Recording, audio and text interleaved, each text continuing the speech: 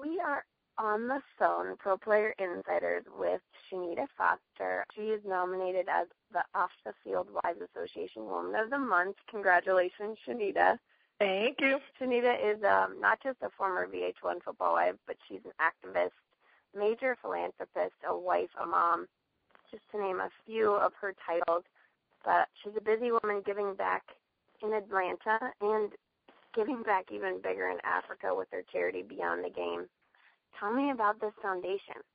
Well, Beyond the Game is one C3 that serves the widows and the orphans of Swaziland, Africa.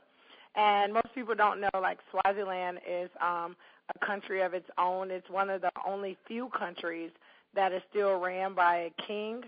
But the biggest thing that they're known for is they have the highest HIV rate in the world. So not just in the country, in the actual world. And what Beyond the Game does is we feed 1,000 orphans 2 meals a day, 365 days a year. And outside of that, we built a school that actually opened this year in an adult education center. And we graduated our first class from our adult education center in May of 2012. And then we just graduated our first kindergarten class that is going to first grade last week. I was in Africa last week.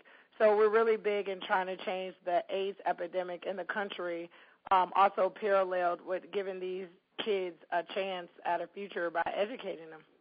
So you have opened schools there with your foundation and your team. It's really funny because I always say, I'm not Oprah, because when people think about a school in Africa, they just think about this big, like, billion-dollar project. And, you know, we only have a small school there, but I'm very proud that we do have a school. I'm very proud to be providing education, and I'm very proud at the timing that God put this in my life, because my husband was the number 1 draft pick for the Denver Broncos in 2003.